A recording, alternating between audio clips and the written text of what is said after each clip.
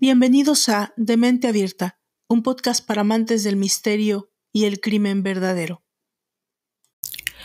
Antes de iniciar con esta novena entrega, quiero ofrecer una disculpa a todos los suscriptores y fans de Mente Abierta Podcast. Ha sido un espacio de tiempo largo debido a una cuestión de salud de una servidora. Así que agradezco mucho el interés que tuvieron y sus mensajes amables. Estoy de verdad muy agradecida. Sin más, vamos a dar inicio a nuestra historia.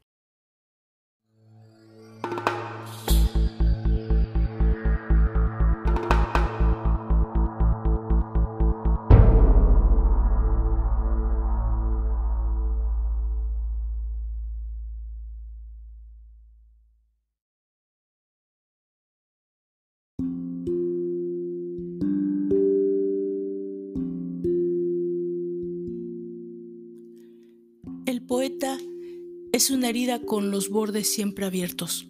Es una herida incurable. El poeta es una herida que nunca la cierra el tiempo. Este es un texto escrito por José Rafael Hernández Santana, escritor y abogado asesinado con un hacha por su hijo el 14 de octubre del 2018. Las razones para matar son muchas y variadas, según el interesado en este asunto que nos lo cuente. Existen varios ejemplos.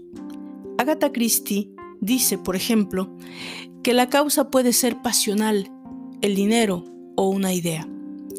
Erle Stanley Gardner habla del poder y el dinero y añade que es inevitable en una sociedad tan competitiva como la que era Estados Unidos en la época de Perry Mason, en los 50 del pasado siglo.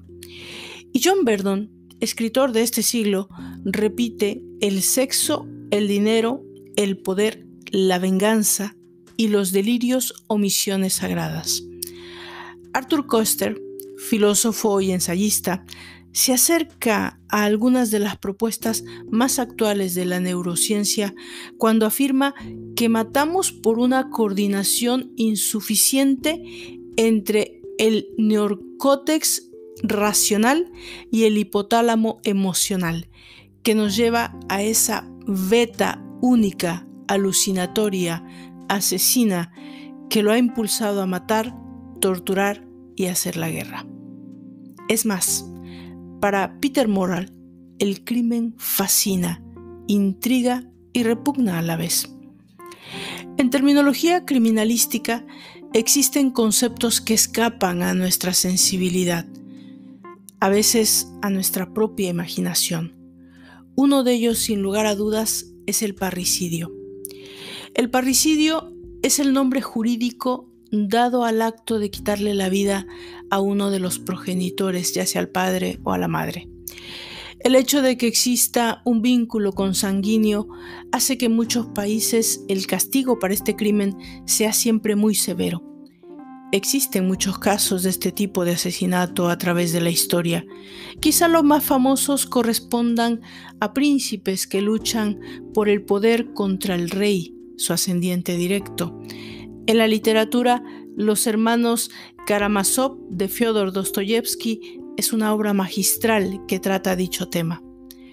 Un retrato popular respecto al parricidio pertenece a la mitología griega.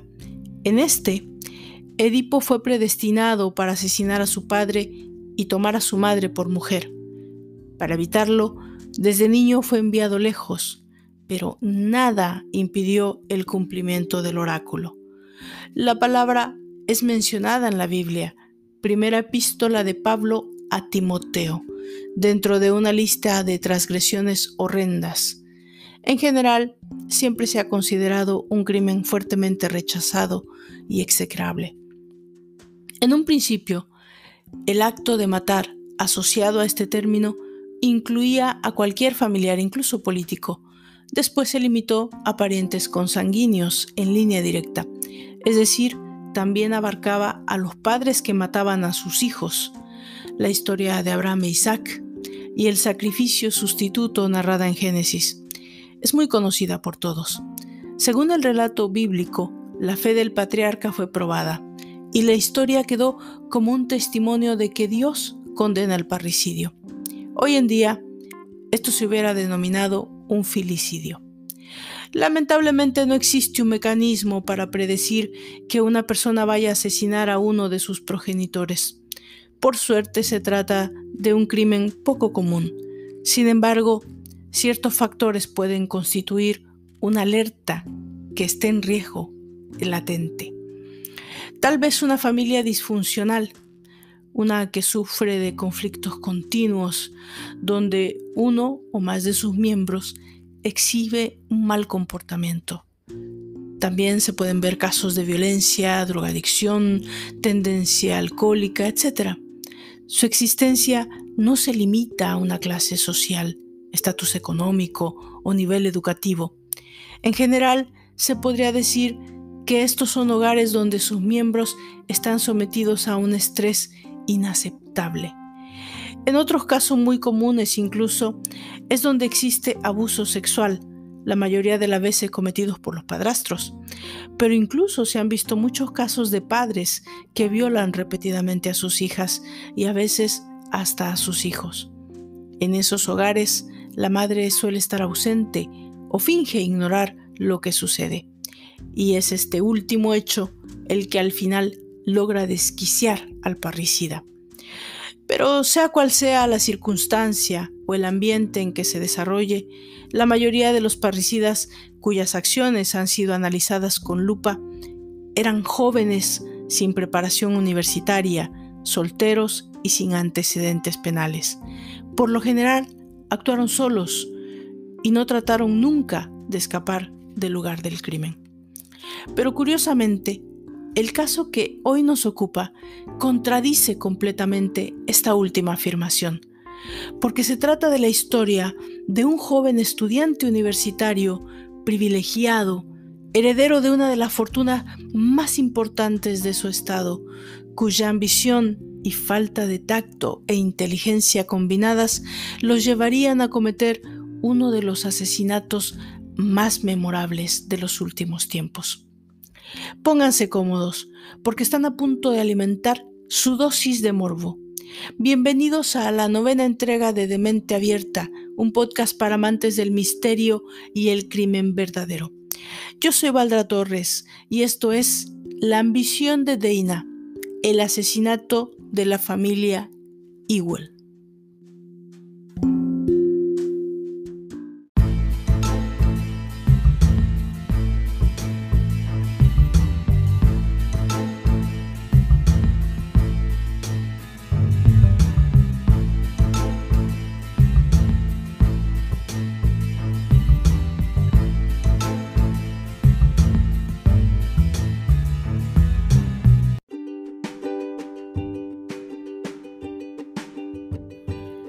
La ciudad de Fresno se encuentra en el Valle de San Joaquín, a escasos kilómetros del centro geográfico del estado de California, al oeste de los Estados Unidos. En ella, la belleza natural se une a un rico patrimonio histórico y cultural para ofrecernos una estancia más que agradable, junto con 300 días de sol garantizados por año, y con todas las comunidades de una gran ciudad, pero con el encanto y tranquilidad de una pequeña urbe. Los tradicionales viñedos que la rodean producen no solo uva para el exquisito vino de la región, sino que las pasas de la zona también son reconocidas mundialmente por su calidad. Aparte de ellos, otros muchos frutales se cultivan en esa riquísima tierra, a la que llaman con orgullo capital mundial de la agricultura, y siempre llegan frescos a la mesa de cualquier restaurante para que podamos deleitarnos con ellos. 3 parques nacionales se encuentran a solo un paso de ella: el Parque Nacional Yosemite, el Parque Nacional de Sequoia y el Parque Nacional de Kings Canyon, y a la vez tiene 3 hermosos parques públicos dentro de su territorio: el Parque Woodward, en el que están los renombrados jardines japoneses Shinsen, junto al río San Joaquín; el Parque Redding, donde están el Jardín Zoológico Chafé y los parques de atracciones Playland en Storyland, y el Parque Kearney, que rodea la histórica mansión Kearney, en la cual se llevan a cabo representaciones sobre la guerra civil. Fresno es un lugar increíble, con sierras, lagos, ríos, arroyos, áreas de cultivo que llenan de verdor el espacio y de perfume el ambiente.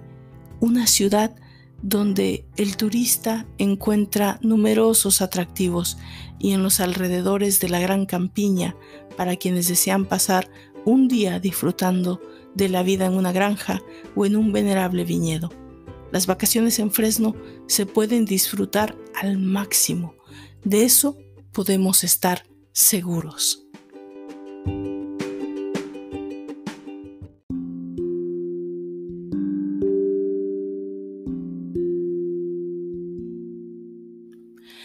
Este es nuestro escenario, pero tendremos que transportarnos de regreso a 1992, para ser exactos al martes 21 de abril. Ese día, a las 9 de la mañana, la asistente de Dale Ewell, un empresario millonario dedicado al negocio de la aviación, llegó a la casa de la familia compuesta por Dale, Glee, Tiffany y Dana Ewell, ubicado en el rico suburbio de Sunnyside, en la región de Fresno, California. Llamó insistentemente a la puerta. Al no recibir respuesta, abrió con su propia llave.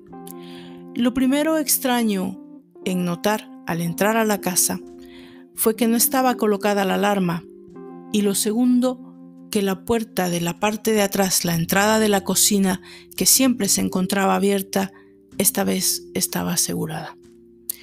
Una vez dentro de la casa, se encontró con que 3 integrantes de la familia estaban sin vida. Ella de inmediato llama a la policía. En cuestión de minutos, la unidad de homicidios del condado de Fresno acudía rápidamente al escenario. Los investigadores John Sousa y Green Curtis fueron asignados a la investigación. En la entrada de la cocina se encontraba el cuerpo de Tiffany, la hija menor. En el pasillo de entrada se encontraba el de Dale, ambos con sendos disparos a quemarropa. Y a solo unos escasos pies de distancia, en la entrada de la habitación, se encontraba la madre de la familia, Glee Ewell, quien había recibido 4 disparos. Los charcos de sangre seca en los que se encontraban todos los cuerpos sugerían que llevaban allí más de un día. La casa había sido registrada. Se encontraban muchas cosas fuera de su lugar, objetos removidos, pero lo que llamó la atención de los detectives era que los presuntos asesinos se habían llevado muy pocas cosas de valor, por lo que casi de inmediato se descartó la posibilidad de que hubiera sido un allanamiento o robo que hubiera salido mal. Debido a la posición económica de la familia, todo el mundo en Fresno tenía sus propias teorías acerca de este escandaloso asesinato. Se sugería que había sido tal vez un golpe de la mafia, algún enemigo de negocios de Dale, inclusive alguna cuestión relacionada con drogas o cuestiones de carácter legal. Pero la verdad, la policía en este punto tenía muy poca evidencia y muchas preguntas.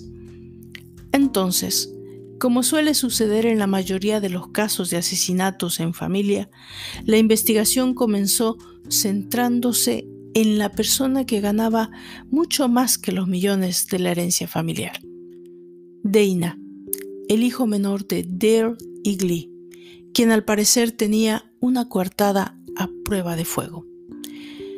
En este tipo de homicidios, regularmente, las primeras intenciones policíacas van a ocupar su mayor esfuerzo en él o los sobrevivientes, aquellos que más o mejor se beneficiarían, y que por lo tanto hay que descartar primero antes de proseguir en otras líneas de investigación. Dana Ewell era un joven guapo de 21 años, conocido por su arrogancia, su carácter de joven millonario, que vestía ropa de marca, manejaba los mejores autos y que a todo aquel que se cruzara en su camino le hacía saber lo rico que era. Todos aquellos que lo conocían decían que era un chico obsesionado con su riqueza y muy, muy inteligente. Básicamente, Dana era un joven millonario cuya única meta era ser más rico aún que su propio padre, Dale. Fuera de eso, a la policía lo que le importaba era que Dana nunca hubiera podido realizar el asesinato de su familia. Él se encontraba ese domingo de Pascua en la casa de la familia de su novia, Monica Sent, quien curiosamente era la hija de un oficial del FBI, quienes de inmediato corroboraron que Dana estuvo con ellos en todo momento. Eso a la policía le parecía imposible de creer. El único hombre que parecía tener un móvil no habría tenido forma de cometer el asesinato. La policía estaba por iniciar un largo camino hacia la verdad, una que ellos presentían tenían ante sus ojos, pero que no encontraba la manera de demostrarlo.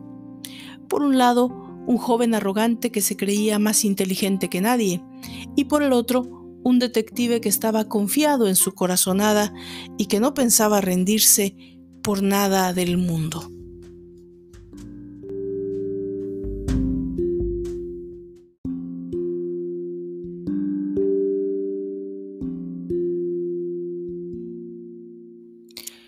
Dale Ewell había nacido en una zona rural de Ohio, en una familia de agricultores cuyo padre esperaba que todos sus hijos siguieran sus pasos y heredaran la forma de vida del campo. Pero Dale tenía otras metas, otras aptitudes. A los 19 años se matricula en la Universidad de Miami, en Ohio. La profesión que había elegido era ingeniería aeronáutica. Más tarde se unió al ejército estadounidense en las fuerzas aéreas, convirtiéndose así en un experto piloto. En 1959 es asignado a una base militar en Phoenix, Arizona, y es ahí donde conoce a Glee Mitchell, una heredera rica de una fortuna petrolera de Oklahoma. Aunque eran más diferentes en carácter, la relación entre ambos pronto tuvo un carácter formal. Se comprometen y a los 6 años, en 1961, contraen matrimonio y se trasladan a California, donde Dale por fin logra tener el trabajo que siempre había soñado, un negocio de venta de aviones para la empresa agrícola. En unos pocos años, Dale logró llegar a tener su propia concesionaria. Dale era uno de esos hombres ambiciosos, tenaz, inteligente, pero quienes lo conocían, amigos, socios y trabajadores, también reconocen que su carácter arrogante y agresivo en los negocios le había ganado muchos resentimientos. Era un hombre del que se decía que era muy fácil tener dificultades para negociar y en relación con el dinero. Era en cierta forma mezquino con sus clientes y empleados, un ser humano implacable e individualista, honrado, pero cuya forma de ser y actuar tal vez lo hubieran llevado a generar la clase de posibles enemigos a muerte. Dana, su hijo, había heredado ese carácter, pero la diferencia entre su padre y él eran la rectitud y la honradez en el manejo de los negocios y su vida.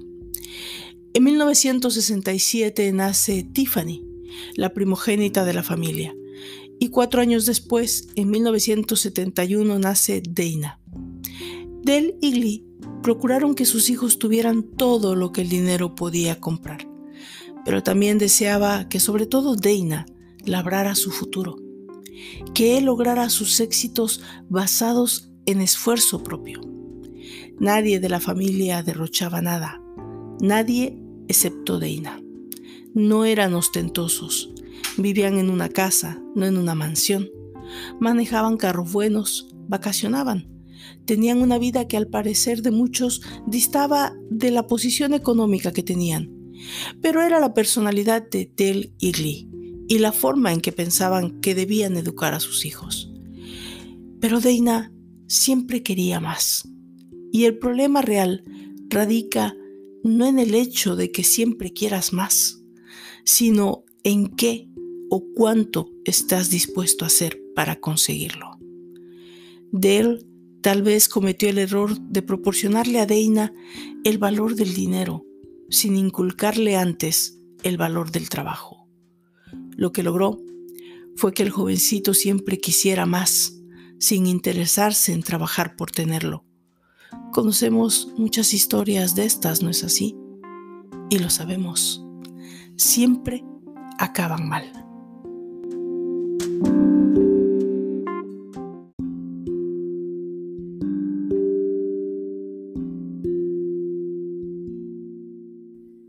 El domingo de Pascua de 1992, el millonario Dale Ewell, su esposa Glee y su hija Tiffany fueron hallados muertos en su casa. Este tipo de asesinatos en la zona urbana de Fresno causan impacto. Este lo hizo de inmediato. Las familias querían respuestas y la policía estaba empeñada en demostrar que la única persona que se beneficiaba con la muerte de sus padres y su hermana era el asesino, pero tenían un largo camino que recorrer para demostrarlo. No bastaba con saber de Dana y su amor por el dinero y el poder. Los investigadores necesitaban algo que avanzara en la investigación, pruebas más que motivos. Así que comenzaron por estudiar el entorno académico del chico. Dana tenía pocos amigos y un coeficiente intelectual de 180, un chico demasiado inteligente que solía buscar ferozmente encajar de alguna manera, un tipo competitivo y mezquino que buscaba siempre ganar y ser el mejor en todo, lo que obviamente no le ganaba adeptos. En su último año escolar, a Dana lo eligieron el alumno con más probabilidades de éxito, y para él, éxito significaba dinero. En 1989 se especializa en finanzas en la Universidad de Santa Clara. Sus posibilidades de ser millonario por cuenta propia crecen a este punto. Asistía a la universidad con trajes de Armani y corbatas de seda y conducía un Mercedes-Benz del año, pero su carácter de perfeccionista iba a sufrir un revés cuando es descubierto haciendo trampa en un examen de ética profesional y es castigado con una materia perdida. Este de inmediato escribió una carta al profesor que lo había reprobado. La misiva iniciaba diciendo: últimamente tengo toda clase de pensamientos extraños. Veo películas de asesinos seriales, de hombres tremendamente inmorales y de lo que hacen las personas con tendencias psicológicas. No quiero hacer nada mal. Obviamente, el profesor, esa carta le pareció poco menos que inquietante. Pero este chico arrogante y egocéntrico sí tenía un amigo. Un joven que era todo lo que Dana no era. Una personalidad completamente opuesta. Su nombre, Joel Radovchis. Joel era un genio de las computadoras que había coincidido con Ewell en la Facultad de Empresariales y con el que tenía una habitación en el mismo pasillo que Dana. Dana y Joel eran una extraña pareja de amigos, dos personalidades completamente opuestas. Dana siempre pulcro y bien vestido, y Joel desaliñado, muy lejos de las virtudes de la sociedad californiana. Se habían criado en los suburbios de Los Ángeles y era el más pequeño de 7 hermanos, en una casa de trabajadores donde siempre faltaba dinero para completar la semana. Dana tenía un amigo y una novia, pero eso no parecía ser suficiente. Él necesitaba que todo el mundo supiera lo exitoso y bueno que era.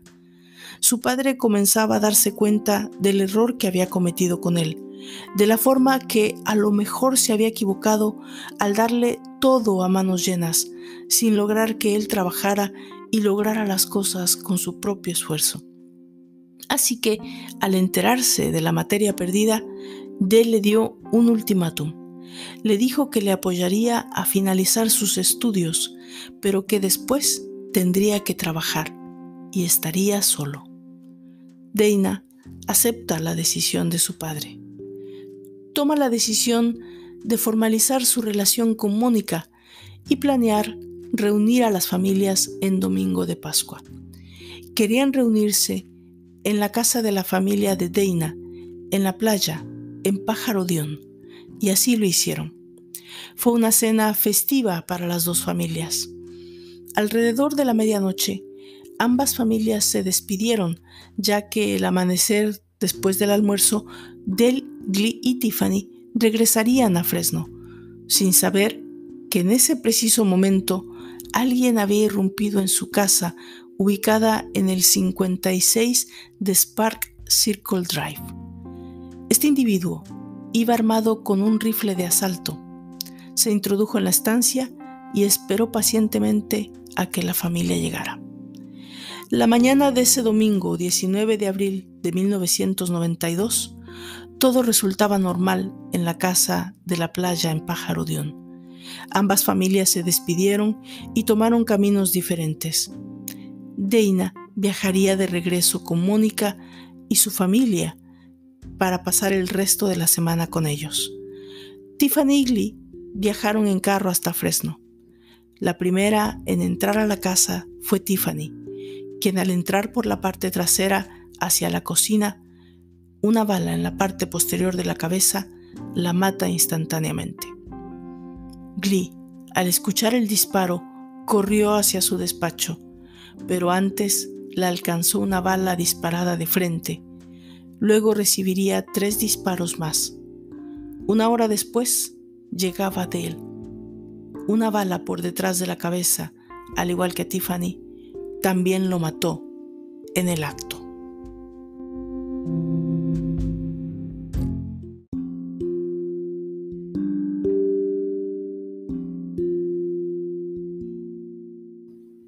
Una hora después de que se descubrieran los cuerpos, a Dana Ewell se le informó que algo horrible había pasado con su familia. De inmediato voló a Fresno para encontrarse con los investigadores del caso en la oficina del sheriff. Es allí, hasta ese momento, donde es informado que sus padres y su hermana han sido asesinados. Y la reacción de Dana hace encender todas las alarmas. Nos encontramos con un individuo que acaba de ser informado que su padre, su madre y su hermana han sido acribillados, asesinados en su propia casa. Y su respuesta inmediata es: bueno, no sé qué haya podido pasar.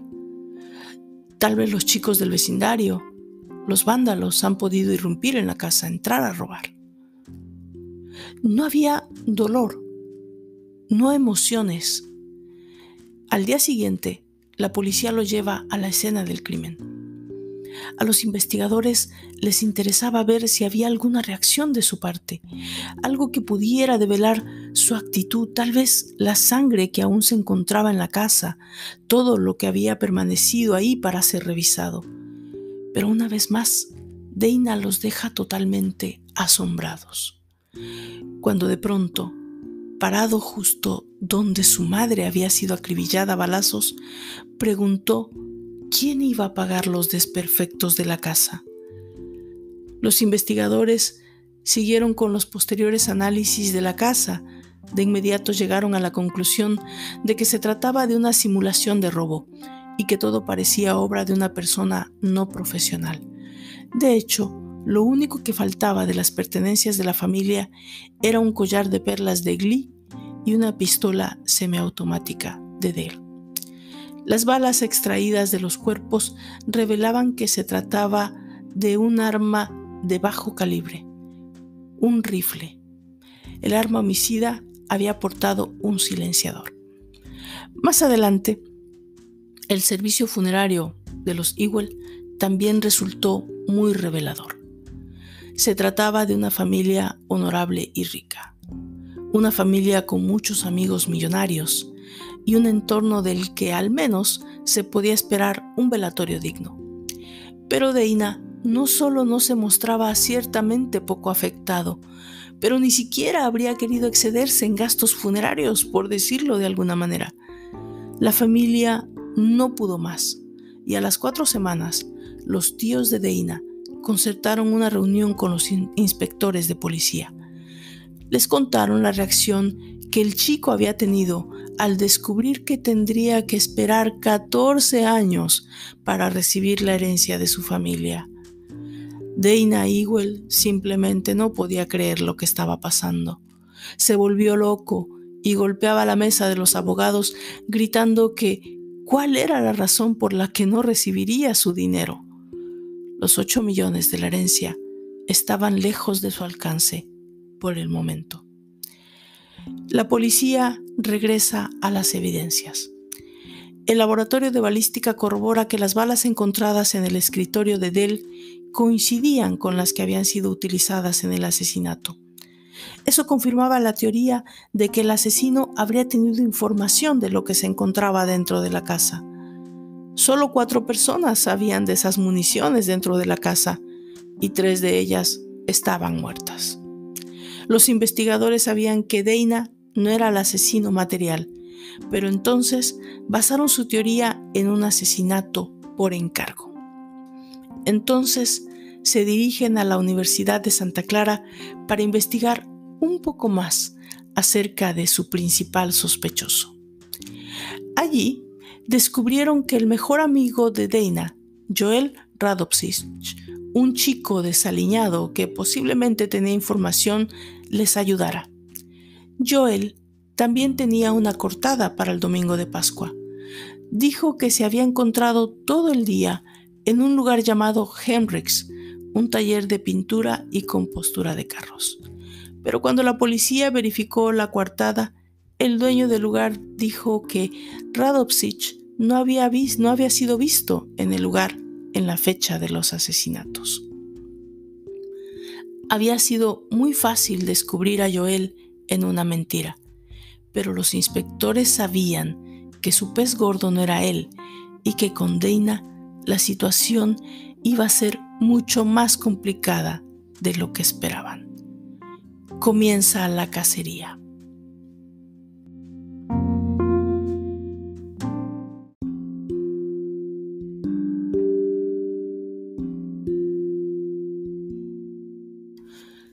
Por un lado, Dana estaba seguro que la policía nunca lo descubriría y se burlaba públicamente de ellos, haciendo saber a todo aquel que quisiera escucharlo que él pensaba que nunca resolverían el asesinato de sus padres. Por otro lado, la policía inicia una campaña donde se hacían públicas sus sospechas acerca del heredero, al mismo tiempo que cerraban el cerco a su círculo social y sus nuevos hábitos económicos. Dana comienza a gastar desmesuradamente el otro patrimonio, fuera de la herencia de los 8 millones de dólares que tendría que esperar 14 años para cobrar, o sea, la empresa de su padre. Para ese momento, las sospechas de la policía en Dana y Joel eran del dominio público. La prensa comienza a publicar la historia y los avances de la investigación. Dana no se nota afectado, pero Joel sí, y eso hace que se mude de Fresno a la ciudad de Los Ángeles, lo que hace que agentes encubierto comiencen a vigilarlo las 24 horas. Lo siguen hasta el aeropuerto de Long Beach, donde descubren que el chico pobre que había dejado la universidad ahora estaba tomando clases para pilotear aviones y las pagaba en efectivo, casi $500 la hora. Sus padres no le daban dinero, no trabajaba, no se había ganado la lotería. ¿Dónde estaba su fuente de ingresos? La policía encontró la respuesta en los estados bancarios de Dana Ewell. Muchos de los retiros de efectivo coincidían con los pagos realizados a Joel. Parecía que Dana estaba financiando la nueva vida de su mejor amigo o saldando una deuda.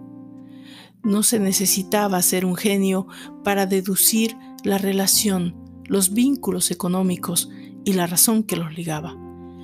Con esa sola información, que hasta el momento era solo una prueba circunstancial, los investigadores regresan a la Universidad de Santa Clara por más información sobre Dana y Joel. Descubrieron que en 1991 Joel Radovsich había obtenido manuales para fabricar silenciadores caseros para armas de fuego. Esto era un avance importante. Los investigadores estaban completamente convencidos de que tenían a su tirador. De esa forma, logran reavivar la investigación, al mismo tiempo que estrechar el cerco en torno a Dana, quien a este punto ya había regresado a sus clases a la Universidad de Santa Clara.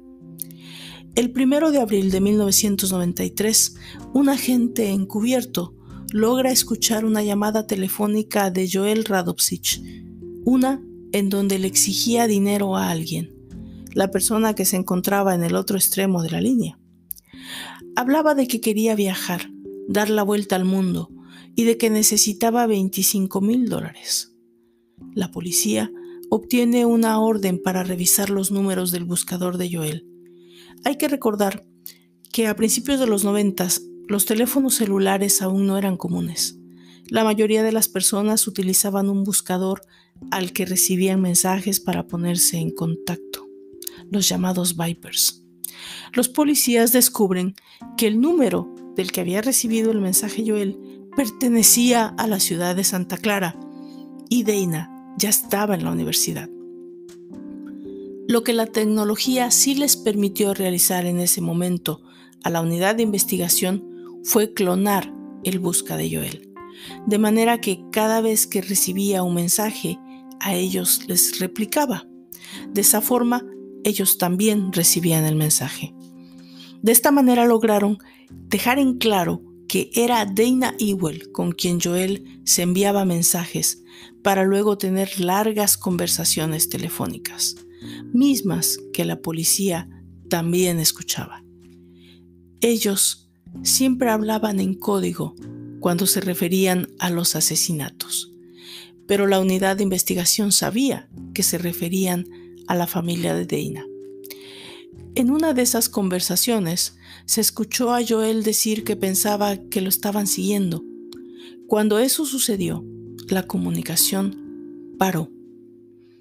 A este punto, la policía seguía sin tener una sola prueba física que ligara a Joel a los asesinatos, así que tendrían que buscar otra estrategia.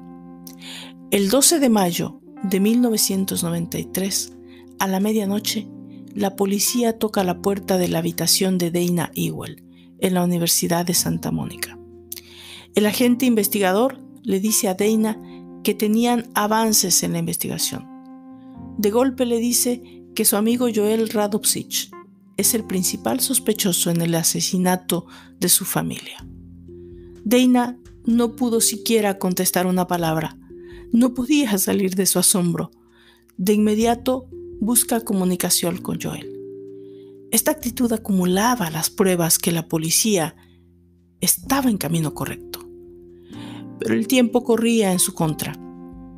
La investigación ya entraba en el segundo año y la prensa y los medios y la sociedad querían respuestas. Pronto llegarían los tiempos de suerte para los investigadores.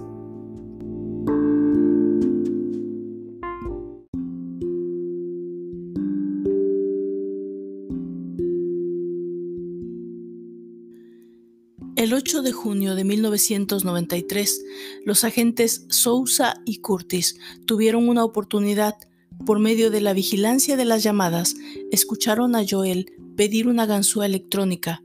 Joel la hace llegar a una dirección a San Bernardino, a un hombre llamado Jack Pons, un hombre que los investigadores no conocían. Los investigadores de inmediato se dirigen allá a investigar a Pons. Lo interrogan. Al principio, niega a conocer a Joel Radovsich. Cuando la policía le menciona la ganzúa eléctrica, la actitud cambia. No podía desmentir el hecho de haberla recibido. La investigación continúa hasta entrar en el terreno de las armas. Jack Pons era una persona que poseía un arsenal. Cuando la policía le pregunta, ¿has tenido alguna vez un arma 9 milímetros? Él acepta y dice que sí. Las preguntas siguientes fueron, ¿tienes tú el arma? No. ¿Sabes dónde está el arma ahora? No. ¿Sabes quién tiene el arma? No. Pero finalmente acepta conocer a Joel Radovsich antes de solicitar su derecho a guardar silencio. Aunque todas las pruebas seguían siendo circunstanciales, los agentes ya podían ligar a Dana Ewell con Joel Radovsich, a Joel Radovsich con Jack Pons y a Jack Pons con el arma del crimen. El 2 de marzo de 1995 se giran órdenes de aprehensión para los tres. A Dana y Joel se les imputan 3 cargos de asesinato. Si resultan culpables, se les impondría la pena de muerte. Jack Pons, como era de esperar, llega a un acuerdo con la fiscalía. El chico sabía mucho más de lo que los policías habían imaginado. El juicio inicia el 16 de diciembre de 1997, más de 5 años después de los asesinatos de la familia Ewell. El juicio era el más importante del estado en décadas. Dana había contratado al mejor abogado del estado y uno de los mejores del país, Ernie Keene, quien desde el principio describe el crimen como un golpe orquestado por algún enemigo de Del Ewell. Por su parte, la fiscalía llama casi a 100 testigos como soporte de todas las pruebas circunstanciales que, según ellos, eran lo suficientemente importantes para llevar a la cárcel a Dana. Pero su testigo estrella era Jack Pons. El 27 de marzo de 1998, Jack Pons aparece en el escenario del juicio. Declara que pocos días antes de los asesinatos había comprado un rifle de asalto 9 milímetros con dinero que Joel le había dado. Joel, según Pons, después de que Del le diera un ultimato a Dana y le advirtiera que al terminar la universidad estaría solo, sin su apoyo económico, Dana toma la decisión de que es hora de heredar y mandar asesinar a toda su familia. Joel habría cometido los asesinatos esperando participar de los $8 millones que Dana esperaba poder cobrar, pero no pudo. Los 12 miembros del jurado necesitaron revisar cada una de las pruebas circunstanciales y la cronología de los hechos para dar su veredicto. El 12 de mayo de 1998, Dana Ewell y Joel Radovsich fueron declarados culpables. Una semana después, el jurado volvía para decidir si ellos tendrían que morir o vivirían. Durante 3 días debatieron la sentencia, pero al final no pudieron llegar a un veredicto. Así que el juez impuso el mayor castigo posible: cadena perpetua sin posibilidad de libertad condicional. Ese día, por primera vez, Dana Ewell lee en voz alta su testimonio y declara su amor por sus padres y su hermana. Solo desearía que esta pesadilla ahora mismo terminara, poder levantarme, salir de aquí y que mi padre, mi madre y mi hermana me estuvieran esperando. Al parecer, al hacerse mayor, Dana perdió todo sentido del bien y el mal. Se convirtió no solo en una persona arrogante, pero también en alguien que obtendría lo que quisiera sin pensar en el precio que otros tuvieran que pagar por ello. En su mente enferma, él no hacía nada mal. Trató el asesinato de sus padres y su hermana como un acto meramente comercial. Contrató a alguien para que le solucionara el problema, y esa persona lo hizo. Pero como una jugada maestra del destino, Dana Ewell jamás recibió un centavo de esa fortuna por la que asesinó. Era un hombre tan triste que 4 millones no le eran suficientes. Lo necesitaba todo, y por eso también asesinó a su hermana. Dana Ewell está encarcelado en la prisión estatal de Corcoran, un lugar apropiado para un asesino familiar a sangre fría, ya que es una de las prisiones más peligrosas de California. Los compañeros de prisión en Corcoran incluyeron en su momento algunos de los asesinos más notorios de los Estados Unidos, como Charles Manson y Juan Corona. Joel Radovich se encuentra actualmente encarcelado en la prisión estatal de Mule Creek, en Long, California. Ernest Jack Pons se convirtió en miembro del Colegio de Abogados de California en 2007.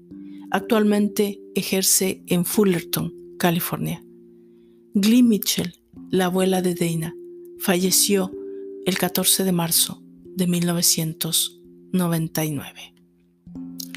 Y hasta aquí llega nuestra historia.